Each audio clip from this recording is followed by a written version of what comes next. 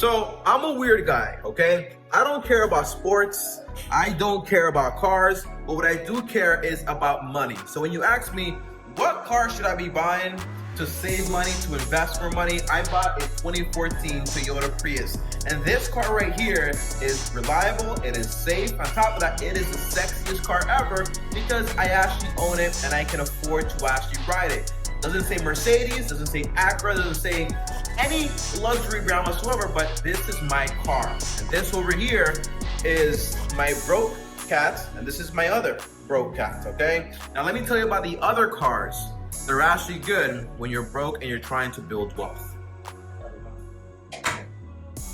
And I gotta be honest with you guys, okay? That car that I have, 2014, I didn't buy it in 2014 brand new. I bought it last year in 2021 for $9,000. Now here's the catch. Because of everything that's been going on with all the cars, my car now goes in the public market for around $20,000, meaning I made $11,000 effectively off a vehicle that I bought used. But that wasn't my whole goal. My goal was just to buy something that I'm actually able to afford. Now, easy to comprehend. I don't gotta tell you if you're broke, you know when you're broke. And being broke doesn't mean, for example, you have a certain amount of money or anything like that. You know you're broke when you're broke, because I've been broke making 60 bucks a week. I've been broke making $4,000 a month. And I know people that are broke making $10,000 a month, okay? Because basically they spend more money than they make. And I gotta tell you this one thing, driving a fancy car isn't going to alleviate the feeling of being broke. It might make you think other people think you're not broke, but the only guaranteed thing is whenever I see somebody with an expensive car, I say, I just know one thing. That person driving the Lamborghini has $100,000 less than they would if they didn't buy that car. All that means is that they either qualify for the credit or they spent a bunch of money on a car. Doesn't basically tell me anything about how wealthy they actually is. I deprogram myself from what marketing people want you to believe. Now, let's get into this video, okay? And as always, guys, destroy the like button. I appreciate it a ton. And on top of that, also subscribe to the channel because it does help a lot. And you get notified every single week when I post a new video. Now, here's the first thing, and I gotta be honest with you guys. My car is the car I don't recommend you get. Remember when somebody does something for the first time, usually they make a lot of mistakes? Well, I made a mistake buying this car, and here's why. My car is great as far as, for example, it is reliable. I've never been left on the road with this car. On top of that, it is efficient. I mean, if I am responsible, which I'm usually not, I can get 50 miles per gallon. Until this day, can you guess how much money I spent on gas? It is not nearly, I think it is all this money right here. I spent around $40 on gas per month. That is all I spend on my car. And the only things I had to replace were, for example, getting an oil change, replacing the tires. And then there was this one big problem, but because it was covered under warranty, Toyota fixed it because, again, Toyota is an amazing company. But why don't I recommend it, okay? Because this car, because it is a hybrid, meaning it runs on, for example, gas, and it also has little intricate things to make it also run on electricity by charging whenever you brake. The main point is that these components are very expensive to basically replace whenever they break. And not every single mechanic can actually fix them. So the money you save on gas, you'll spend it when something breaks. So in order for me to actually have this car and be able to afford this car, what I've done is I set aside $2,000 for when things go wrong, and I maintain it. Now, obviously, a car is going to break down at some point. It is normal. Things are going to go bad. So naturally, you got to have that money on the side. But is it reliable? The answer is yes. And that is my first suggestion. A used Toyota Prius. They are efficient. Very, very efficient. And by the way, one little tip I want to give you guys is this. When you're looking for a car, and I'm saying used, what year, Tommy? Look at least 5 years old, because by that point you're paying half off. Right now in the market, maybe it's not half off because basically used cars have gone up in prices, but you're looking for a car you can afford. It's not based on the market. So if the car market is like 5 years still expensive, look into 7 years, 8 years. My car is 2014. I bought it in 2021. If you add 6 plus 1, that's around 7 years old. Is it great? Yes. Under 100,000 miles. I got very, very lucky. Now, Car number 2, and this is the car that I wish I would have bought, honestly, because long term it really does make sense, and it's basically a used Toyota Corolla. Again, these cars are amazing. And fun fact here, the average person holds onto a car for 8 years on average, meaning they buy it and they sell it usually 8 years later. Now imagine what would happen if instead of buying a brand new car, you save that money on the car payment for 8 years. You would have a whopping $48,000, and you had invested that money at 12%. You would have a whopping $82,000. So what is more important? Okay, is it more important to have a car where some people think you're cool, people that don't even care about you, or is it more important to have $82,000 in your pocket to either buy a home, okay, or pay for your kids' education, or just invest it towards retirement? I prefer to have that $82,000 without question. Now, use Toyota Corollas. There is one tip I want to give you here. These cars, because they are so popular, you can find any mechanic that can basically fix it. But there are bad mechanics out there, obviously. But on top of that, the parts sell for a lot cheaper. So the gas mileage might not be as good as a Prius, but it makes it up because whenever something gets messed up, because again, it is a car, don't get scared about things messing up, okay? Car is messed up. It is 4 wheels, an engine, and combustion. Things are going to break down at some point. The whole thing is there are parts to replace it. There is a whole industry around it. So don't worry about that stuff. If it breaks, you replace it. That's it, all right?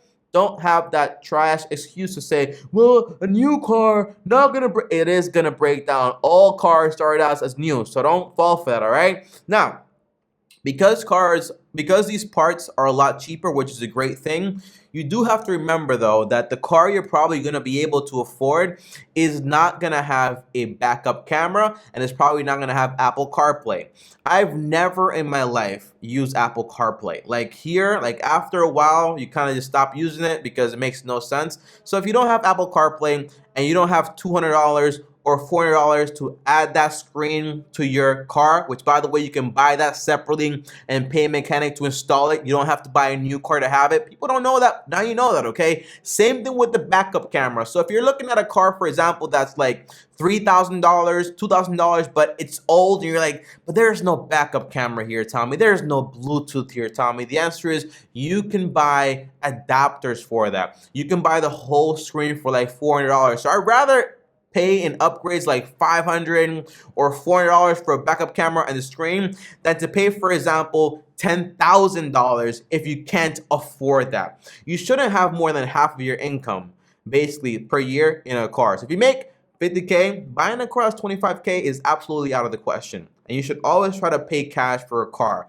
So if you buy a car that's very cheap, let's say for example, a 1998 Toyota Corolla, right? Costs you like $2,000-$3,000, and you're driving around. You don't really like it that much, honestly, right? But then let's say, for example, where is my phone? Because I want to do some quick math here. Let's say, for example, very simple math here. What you would have paid in car payments would have been around $500. If you basically don't spend that money, after the whole year, guess what you have? $6,000. On year 2, what do you have? $12,000. So 2 years later or 1 year later, you can basically just sell that car and upgrade to a nicer car. That's the idea. Be patient. It's okay to drive a car you don't find sexy. I say my car is sexy, but that's only because I'm in denial. All right? Now, number 3, Honda. Hondas are incredible machines. These cars are incredible. My friend, not to show off here, my friend makes a lot of money. Maybe even more money than me on a bad year. But he makes a good amount of money. He's like a software engineer for Google. He bought a 2011 Honda CR-V. He bought it at an auction, and now that car is worth more money. He paid like around, I think it was like, I forgot what the number was. I couldn't lie to you guys, so I can't tell you that number. And he paid around $6,000 for it, and he feels very happy about it. But he paid a ridiculous amount of money, meaning he saved a lot of money on it. The car is gold. My point is, a lot of these cars, when it comes to Toyotas and Hondas, they can drive for like around 200,000 miles, 250, 300,000 miles, no problem. So buying these cars, it means reliability, it means a good brand, it means good customer service, it means safety. So you don't have to worry about those aspects. By the way, fun fact here, did you guys know that Toyota makes Lexus? and Honda makes Acura. So even though you have these quality budget brands, they also understand that they can make the same products and then sell it to other people with a few changes for a lot more money. So understand, these brands, they make quality products. They just sell also luxury brands too. So those luxury brands, a lot of the times they have components just like yours. They're not as fancy as you probably think they are. Lastly here, I only promised you guys 3 options, but you also have Mazda and Subaru. These are also great vehicles to actually buy. And again, I want to give you guys some tips here.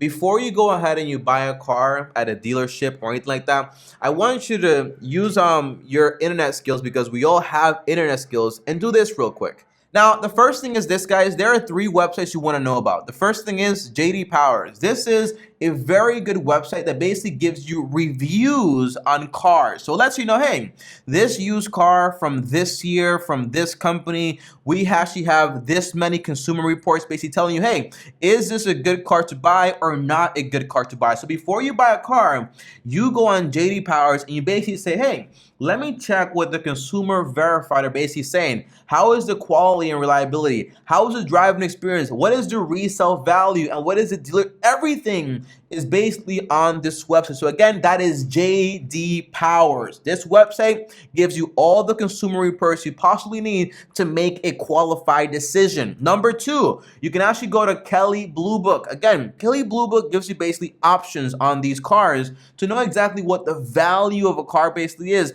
You don't walk into a dealer selling you a car for $20,000 and you find out it's basically selling for $20,000 somewhere else. So Kelley Blue Book gives you the real value of a car, and it also gives you the value of your used vehicle if you have a used vehicle right now, so you know what the real worth actually is. So right now, guys, again, my Toyota Prius 2014 goes for around $20,000. That means I basically made an $11,000 profit. But in reality, if you're not a dummy, you don't gotta buy cars from here. You can just use it for the value. It doesn't have to be at a dealership either. You can also get, for example, like used but verified cars or whatever at a dealership. But overall, you can go, for example, to Craigslist or Facebook, and basically, boom, my car here is only $12,000. 12,000, 11,000, 10,000, 11,000, 9,000. You can find a bunch of, for example, right here, Toyota Corolla. Can you guys believe it? I can't even spell mine. There was actually a funny story here.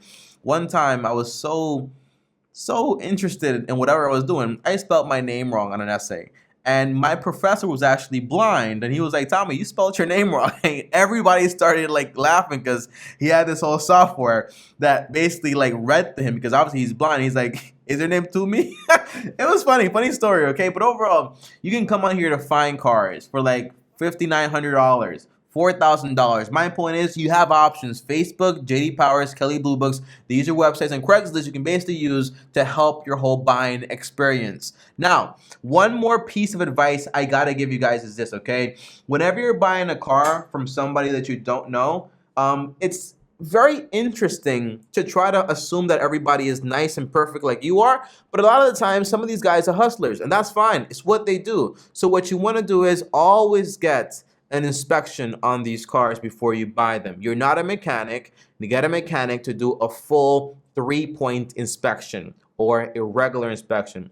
This way you know, hey, what is wrong with this car? When they checked my car, they were like, nothing's really wrong here. I should have done a 3-point inspection. There was a problem with the brake combustion. That was like an over $2,000 problem that Toyota fixed for me for free. But imagine if it didn't fix it, that would have been an issue, right? And the battery was also, well, they told me about the battery because the battery needed to be replaced. But that was like around $200, okay? And by the way, don't get so scared about these Toyota Prius batteries. They're not like Tesla batteries. Then notice here, I didn't mention, for example, any new vehicles. I didn't mention, for example, any Teslas, because again, those cars are so expensive. And when you're broke, you shouldn't be thinking about, you know what I'm gonna buy? I'm gonna buy a $30,000, $40,000, $50,000 car, and I'm gonna save money on gas. No, you just spent a bunch of money.